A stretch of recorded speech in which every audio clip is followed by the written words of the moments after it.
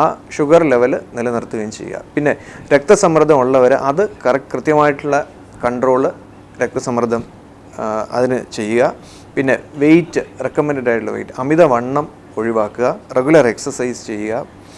ഏറ്റവും പ്രധാനപ്പെട്ടത് നേരത്തെ തന്നെ ടെസ്റ്റുകൾ, റെഗുലറായിട്ടുള്ള ടെസ്റ്റുകൾ ചെയ്യുക. അപ്പം വൃക്കയുടെ അസുഖം ഉണ്ടെങ്കിൽ നമുക്ക് കാലേക്കൂട്ടി തന്നെ അറിയാൻ പറ്റും.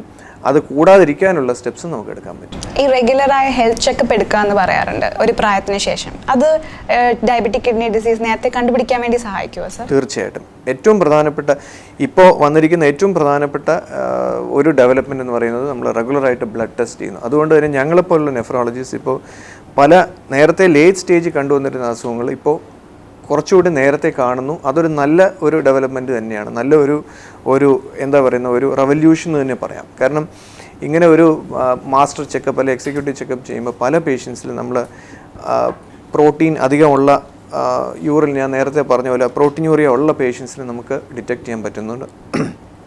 ക്രിയേറ്റിൻ ശകലം കൂടുമ്പോൾ തന്നെ നമുക്ക് ഡിറ്റക്റ്റ് ചെയ്യാൻ പറ്റുന്നുണ്ട്. ഇങ്ങനത്തെ ഒരു ഡിറ്റക്ഷൻ വന്നു കഴിഞ്ഞാൽ നമുക്ക് അവർക്ക് അത് കൂടാതിരിക്കാനുള്ള സ്റ്റെപ്സ് എടുക്കാൻ സാധിക്കും. സോ ഇതിൻ്റെ ട്രീറ്റ്മെൻറ്റ് എങ്ങനെയാണ് നമ്മൾ അഡ്വാൻസ് ചെയ്ത് കഴിഞ്ഞു ഡിസീസ് എങ്കിൽ? ഏറ്റവും പ്രധാനപ്പെട്ട ഞാൻ പറഞ്ഞു, ഷുഗർ നിലനിർത്തുക, ആ ലെവലിനുള്ളിൽ നിലനിർത്തുക. പിന്നെ വൃക്കയുടെ അസുഖം കൂടാതിരിക്കാനും വൃക്ക ഫെയിലുവറിലോട്ട് പോകാതിരിക്കാനും ഉള്ള ചില മെഡിസിൻസ് ഉണ്ട്, മരുന്നുകളുണ്ട്. അവ നമുക്ക് ഈ ചില ബ്ലഡ് ടെസ്റ്റ് ചെയ്ത് അത് ഒരു ലെവലിൽ കൂടുതലാണെങ്കിൽ ആ മെഡിസിൻസ് എടുക്കാം. ഒരു പരിധി വരെ, പൂർണ്ണമായിട്ടും ഗ്യാരണ്ടി ഇല്ല, എന്നാൽ പോലും കിഡ്നിയുടെ അസുഖം ഒരു പരിധി വരെ നമുക്കത് അതിൻ്റെ പ്രോഗ്രഷൻ തടയാൻ പറ്റും. സർ, നമ്മൾ ഈ ഡയാലിസിസ് ഏത് ഘട്ടത്തിലാണ് വേണ്ടി വരുന്നത്? വൃക്കയുടെ പ്രവർത്തനം 10% കുറവേ ഉള്ളൂ എന്നൊരു സ്ഥിതി വരുമ്പോഴാണ് നമ്മൾ സാധാരണ ഡയാലിസിസ് ചെയ്യുന്നത്. ചില പേഷ്യൻസിന് അതിന് മുമ്പ് തന്നെ വേണ്ടി വരാം. ഉദാഹരണത്തിന് ഇപ്പോൾ ഒരുപാടുള്ള പേഷ്യൻസ് ഉണ്ട്, അല്ലെങ്കിൽ യൂറിൻ്റെ അളവ് ഒരുപാട് കുറയുന്ന പേഷ്യൻസ് ഉണ്ട്, അല്ലെങ്കിൽ ബ്ലഡിലെ ചില കമ്പോണൻസ്, പൊട്ടാസ്യം എന്ന് പറയും, അല്ലെങ്കിൽ ചില കമ്പോണൻസ് അമിതമായിട്ട് കൂടുകയാണ് ചെയ്യേണ്ടി വരാം. പക്ഷെ പൊതുവേ പറയുകയാണെങ്കിൽ 90% നഷ്ടപ്പെടുന്നത് വരെയും നമുക്ക് ഡയാലിസിസ് ഇല്ലാതെ പോകാൻ പറ്റും. അത് കഴിയുമ്പോൾ ഡയാലിസിസ് വേണ്ടി വരും. ഓക്കെ, 90% അബവ് ആകുമ്പോഴത്തേക്ക് നമുക്ക് 90% കൂടുതൽ ഡാമേജ് വരുമ്പോൾ നമുക്ക് ഡയാലിസിസ് വേണ്ടി വരും. അപ്പോൾ സർ, ഈ സർജിക്കൽ ട്രീറ്റ്മെൻറ്റ് അല്ലെങ്കിൽ ട്രാൻസ്പ്ലാന്റ് നമ്മൾ കേട്ടിട്ടുണ്ട്. അപ്പം അത് ഏതൊരു ഘട്ടത്തിലാണ് നമ്മൾ ട്രാൻസ്പ്ലാന്റിലോട്ട് നമ്മൾ ചിന്തിക്കുന്നത്? സാധാരണ നമ്മൾ ഡയാലിസിസ് ലൈഫ് ലോങ്, അതായത് ആജീവനാന്തം ഡയാലിസിസ് വേണ്ടി വരും എന്നൊരാൾക്ക് നമ്മൾ വിധി എഴുതുകയാണെങ്കിൽ അദ്ദേഹത്തിന് അല്ലെങ്കിൽ അയാൾക്കുള്ളൊരു ഓപ്ഷൻ എന്ന് പറയുന്നത് വൃക്ക മാറ്റി വെക്കുക എന്നുള്ളതാണ്. പ്രത്യേകിച്ച് ഒരു ചെറുപ്പക്കാരൻ അല്ലെങ്കിൽ middle aged person life long dialysis എന്ന് പറയുന്നത് തീർച്ചയായിട്ടും ഒരു ഡിപ്രസിങ് ആയിട്ടുള്ള കാര്യം തന്നെയാണ്. ഇപ്പോൾ സാധാരണ രീതിയിലുള്ള ജോലി തുടരാനും അല്ലെങ്കിൽ നോർമൽ ആക്ടിവിറ്റീസ് ചെയ്യാനും ഒരു തടസ്സം തന്നെയാണ്. അങ്ങനെയുള്ള പേഷ്യൻസിന് ട്രാൻസ്പ്ലാന്റ് പരിഗണിക്കാവുന്നതാണ്. എല്ലാ പേഷ്യൻസിനും ട്രാൻസ്പ്ലാന്റ് നമുക്ക് ചെയ്യാൻ പറ്റുമോ സർ? ഇല്ല, പ്രത്യേകിച്ച് നമ്മൾ പ്രമേഹം ഉള്ള പേഷ്യൻസിന് ട്രാൻസ്പ്ലാന്റ് ചെയ്യാൻ ഒരുപാട് തടസ്സങ്ങളുണ്ട്. ഏറ്റവും പ്രധാനപ്പെട്ടത് നമുക്ക് അവർക്ക് ഹൃദ്രോഗം ഉണ്ടോ എന്നുള്ളതാണ്. പല പേഷ്യൻസിനും ഹൃദയത്തിൻ്റെ പ്രവർത്തനം കുറവ് അല്ലെങ്കിൽ ഹൃദയത്തിലെ ബ്ലോക്ക്സ് ഉണ്ട്. അങ്ങനത്തെ പേഷ്യൻസ് ആണെങ്കിൽ നമുക്ക് അവർക്ക് ട്രാൻസ്പ്ലാന്റ് ചെയ്യുന്നതിന് മുമ്പ് ഹാർട്ടിൻ്റെ ട്രീറ്റ്മെൻറ്റ് കറക്റ്റായിട്ട് എടുക്കേണ്ടി വരും. ഇത് പറയാൻ കാര്യം എന്ന് വെച്ചാൽ പല പ്രമേഹ രോഗികൾക്കും ഹൃദ്രോഗം ഉണ്ടെങ്കിൽ പോലും അവരറിയില്ല. നമ്മൾ ഈ വൃക്കയുടെ അസുഖം എന്ന് പറഞ്ഞ പോലെ ഹൃദയത്തിൻ്റെ അസുഖവും സൈലൻ്റ് ആയിരിക്കും. നമ്മൾ നോക്കുമ്പോഴായിരിക്കും ആൻജിയോഗ്രാം ചെയ്യുമ്പം പലയിടത്തും ബ്ലോക്ക് കാണും. ചില ബ്ലോക്ക്സ് നമുക്ക് ട്രീറ്റ് ചെയ്യാൻ പറ്റില്ല, ചില ബ്ലോക്ക്സ് ട്രീറ്റ് ചെയ്യാൻ പറ്റും. അങ്ങനത്തെ ബ്ലോക്ക്സ് മാറ്റി ഹൃദയം ഫിറ്റ് ആണെങ്കിൽ മാത്രമേ നമുക്ക് ട്രാൻസ്പ്ലാന്റ് ചെയ്യാൻ പറ്റത്തുള്ളൂ. പിന്നെ ഇങ്ങനത്തെ പേഷ്യൻസിൽ ചിലപ്പം നമ്മൾ ഈ വൃക്ക ഘടിപ്പിക്കുന്ന വെസൽസ് ഉണ്ട്, ഈ വയറിനുള്ളിലെ വെസൽസ്, അങ്ങനത്തെ ബ്ലഡ് വെസൽസ്, രക്തധമനികളുടെ ബ്ലോക്ക് ഉണ്ടെങ്കിലും വൃക്ക വയ്ക്കാൻ സാങ്കേതികമായിട്ട് തടസ്സം നേരിടും. സർ, ഈ ഡയബറ്റിക് കിഡ്നി ഡിസീസ് മറ്റ് രോഗങ്ങൾക്ക് കാരണമാകാറുണ്ടോ, അല്ലെങ്കിൽ കോംപ്ലിക്കേഷൻസ് ഉണ്ടാവാറ്? കോംപ്ലിക്കേഷൻസ് സാധാരണ വരുന്നത് കിഡ്നി ഫെയിലുവർ കൊണ്ടുണ്ടാകുന്ന കോംപ്ലിക്കേഷൻസ് ആണ്. അതായത് അങ്ങനത്തെ പേഷ്യൻസ് ശ്വാസം മുട്ടൽ വരാം. പിന്നെ ഞാൻ നേരത്തെ പറഞ്ഞ പോലെ വിളർച്ച വരാം, അതായത് രക്തത്തിൻ്റെ അളവ് കുറയുക, എല്ലിൻ്റെ അസുഖം വരാം. വൃക്ക നമുക്ക് സ്വാഭാവികമായിട്ട് നാച്ചുറലായിട്ട് ചെയ്യുന്ന പ്രവർത്തനങ്ങൾ എല്ലാം തന്നെ കിഡ്നി ഡിസീസ് കാരണം തടസ്സപ്പെടാം. അതിൻ്റെ കോംപ്ലിക്കേഷൻസ് എല്ലാം അനുഭവപ്പെടാം. ഓക്കെ സാർ, കുട്ടികളിൽ കാണാറുണ്ടോ സാർ ഈ രോഗം? തീർച്ചയായിട്ടും. അതായത് പ്രമേഹത്തിൻ്റെ ഒരു സബ് ടൈപ്പാണ് ടൈപ്പ് 1 ഡയബറ്റീസ് എന്ന് പറയുന്നത്. അത് കുട്ടികളിൽ കാണുന്ന അസുഖമാണ്. കുട്ടികൾ സാധാരണഗതിയിൽ ഒരു 5 അല്ലെങ്കിൽ 10 വയസ്സിലാണ് ഇതിൻ്റെ ഓൺസെറ്റ് എന്ന് പറയുന്നത്. ഇങ്ങനത്തെ കുട്ടികൾ ഒരു 20 വയസ്സൊക്കെ ആകുമ്പോഴത്തേക്കും അവർ വൃക്കരോഗം കാണാനുള്ള സാധ്യതയുണ്ട്. എല്ലാവർക്കും വരണമെന്നില്ല, പക്ഷേ ആ ഒരു ഏജിലാണ് സാധാരണ നമ്മൾ കണ്ടുവരുന്നത്.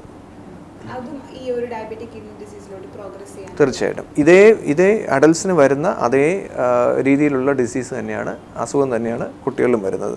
പക്ഷേ പലർക്കും ഒരു 20 അല്ലെങ്കിൽ 30 വയസ്സാകുമ്പോഴത്തേക്കും വൃക്ക ടോട്ടലി പരാജയപ്പെടുകയും പിന്നെ അവർക്ക് ഡയാലിസിസ് അല്ലെങ്കിൽ ട്രാൻസ്പ്ലാന്റ് ചെയ്യേണ്ടി വരികയും ചെയ്യാറുണ്ട്. സർ, ഡയബറ്റീസ് നമ്മൾ പറയുന്നത് ലൈഫ് സ്റ്റൈൽ ഡിസീസാണ്, അല്ലെങ്കിൽ ഒരു ജീവിതശൈലി രോഗമാണെന്ന് നമ്മൾ പറയുന്നത്. അപ്പോൾ സർ, നമുക്ക് എന്ത് ചെയ്യാൻ പറ്റും ഡയബറ്റീസ് വരാതിരിക്കാൻ അല്ലെങ്കിൽ അതിൻ്റെ പ്രതിരോധമായിട്ട്? നമ്മൾ ഈ വൃക്കയുടെ അസുഖം വരാതിരിക്കാനുള്ള ഏറ്റവും പ്രധാനപ്പെട്ട കാര്യം ഡയബറ്റീസ് കൺട്രോൾ ചെയ്യുക എന്ന് പറഞ്ഞു. ഇതിലും ഏറ്റവും നല്ല ഒരു മെത്തേഡ് ഡയബറ്റീസേ വരാതെ പ്രിവെൻറ്റ് ചെയ്യുക എന്നുള്ളതാണ്. അത് പറയുന്നത് എളുപ്പമാണ്, പക്ഷെ പ്രാക്ടിക്കലി ബുദ്ധിമുട്ടാണ്. എന്നാൽ പോലും നമുക്ക് ചില സ്റ്റെപ്സ് അല്ലെങ്കിൽ നടപടികൾ നമുക്ക് എടുക്കാൻ പറ്റും. ഏറ്റവും പ്രധാനപ്പെട്ട ഒന്ന്, നമുക്ക് ഫാമിലിയിൽ ഡയബറ്റീസ് ഉണ്ട്, അല്ലെങ്കിൽ ഇപ്പം അച്ഛൻ, അമ്മ അല്ലെങ്കിൽ ഗ്രാൻഡ് പേരൻസ് അല്ലെങ്കിൽ നമ്മുടെ ബ്രദേഴ്സ് സിസ്റ്റേഴ്സ് ഡയബറ്റീസ് ഉണ്ടെങ്കിൽ റെഗുലറായിട്ട് ചെക്കപ്പ് ചെയ്യുക. കാരണം ഈ കിഡ്നി ഡിസീസ് എന്ന് പറഞ്ഞ പോലെ ഡയബറ്റീസ് തന്നെയും വർഷങ്ങളോളം സൈലൻ്റ് ആയിരിക്കും, പലപ്പോഴും നമ്മൾ അറിയില്ല. പിന്നെ ഏറ്റവും പ്രധാനപ്പെട്ടത് ബോഡി വെയ്റ്റ് കൺട്രോൾ ചെയ്യുക. ബോഡി വെയ്റ്റും അമിതമായിട്ടുള്ള വണ്ണം, കുടവയറ് ഇതൊക്കെ ഒഴിവാക്കുക. ഇത് എന്ത് രീതിയിലും, അതായത് ഫുഡ് ഹാബിറ്റ്സ് റെഗുലറൈസ് ചെയ്യുക, ഡയറ്റ്, റെഗുലർ എക്സസൈസ്, ഇതിലൂടെ ബോഡി വെയ്റ്റ് റെഗുലേറ്റ് ചെയ്യുക.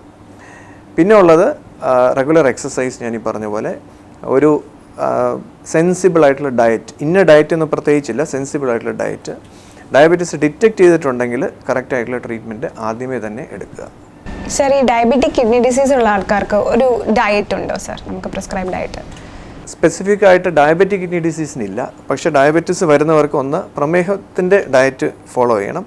കിഡ്നി ഡിസീസ് വന്നു കഴിഞ്ഞാൽ ചില കാര്യങ്ങൾ ശ്രദ്ധിക്കണം. അതായത് വെള്ളത്തിൻ്റെ അളവ് ഓരോ പേഷ്യൻറ്റിനും ഓരോ ലെവലിലായിരിക്കും നമ്മൾ വാട്ടറിൻ്റെ അലവൻസ് കൊടുക്കുന്നത്. ചില പേഷ്യൻ്റ് നമ്മൾ 1 ലിറ്ററിൽ റെസ്ട്രിക്റ്റ് ചെയ്യും, ചില പേഷ്യൻറ്റ് കുറച്ച് കൂടുതൽ വെള്ളം എടുക്കാമെന്ന് പറയും. അത് ഇൻഡിവിജ്വലൈസ്ഡ് ആണ്. ഒന്ന് വൃക്ക സ്വാഭാവികമായിട്ടും നമ്മുടെ ബോഡിയിലെ വാട്ടറിൻ്റെ കണ്ടൻറ്റ് പുറത്തോട്ട് തള്ളുന്നത് വൃക്കയാണ്. വൃക്കയുടെ ഫെയിലൂർ വന്നു കഴിയുമ്പോൾ നമ്മുടെ ബോഡിയിൽ വെള്ളം തങ്ങി നിൽക്കാനും നീരായിട്ട് പുറമേ കാണാനും ഉള്ള സാധ്യതയുണ്ട്. അങ്ങനെ വരുന്ന പേഷ്യൻസിന് നമ്മൾ ഒരു പരിധി കൂടുതൽ വാട്ടർ ഇൻടേക്ക് എടുത്തു കഴിഞ്ഞാൽ അവർക്ക് ശ്വാസം മുട്ടൽ, നീര് ഇതൊക്കെ അനുഭവപ്പെടാൻ ചാൻസ് ഉണ്ട്. അങ്ങനത്തെ പേഷ്യൻസിൽ ഡയാലിസിസ് ഉള്ള പേഷ്യൻസ് ആണെങ്കിലും അല്ലെങ്കിലും വെള്ളത്തിൻ്റെ അളവ് റെസ്ട്രിക്റ്റ് ചെയ്യുക.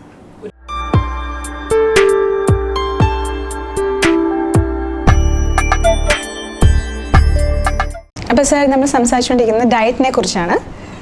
എന്ത് തരം ഡയറ്റാണ് നമ്മൾ പ്രിഫർ ചെയ്യുന്നത് ഡയബറ്റിക് കിഡ്നി ഡിസീസ് ഉള്ള ആൾക്കാർ? വൃക്കയുടെ അസുഖം വരുന്നവർക്ക് ഞാൻ നേരത്തെ പറഞ്ഞ പോലെ വെള്ളത്തിൻ്റെ അളവ് റെസ്ട്രിക്റ്റ് ചെയ്യുക. പിന്നെ ഉപ്പിൻ്റെ അളവ് പ്രധാനമാണ്. കാരണം ഉപ്പ് നമ്മുടെ ശരീരത്തിൽ കയറി കഴിയുമ്പോൾ അത് വാട്ടർ റിറ്റൻഷൻ എന്ന് പറയും. അതായത് ഉപ്പിൻ്റെ കൂടെ എപ്പോഴും ജലാംശം നിലനിർത്താനുള്ള ഒരു ടെൻഡൻസി ഉണ്ട്. നമുക്ക് നാച്ചുറലായിട്ട് അത് അറിയാവുന്ന കാര്യമാണ്.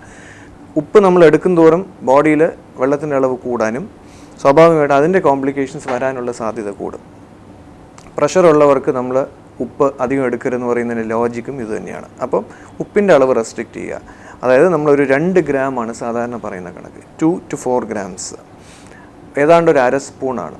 1/2 സ്പൂണിൽ മാക്സിമം 1 സ്പൂൺ എന്ന് പറയുന്നത് നമ്മൾ ഏതാണ്ട് 5 ഗ്രാമാണ് നമ്മൾ കണക്കാക്കുന്നത്.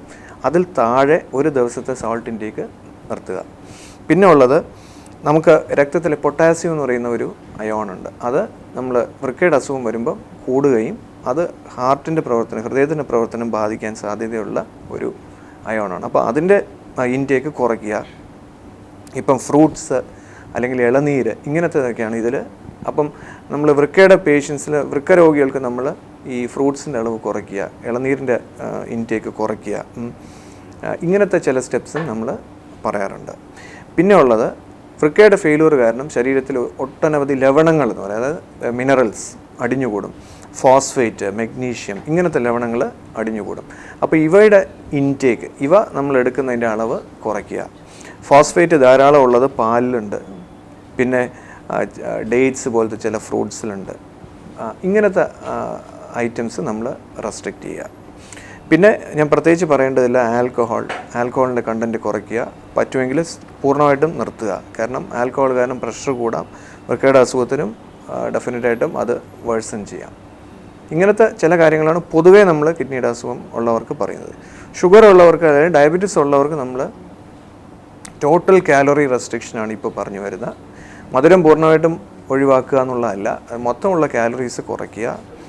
അത് കൂടുതൽ റിഫൈൻഡ് കാർബോഹൈഡ്രേറ്റ് ഉപയോഗിക്കാതിരിക്കുക. അതായത് നമ്മളിപ്പം ഫ്രൂട്ട്സ് ആണെങ്കിൽ തന്നെ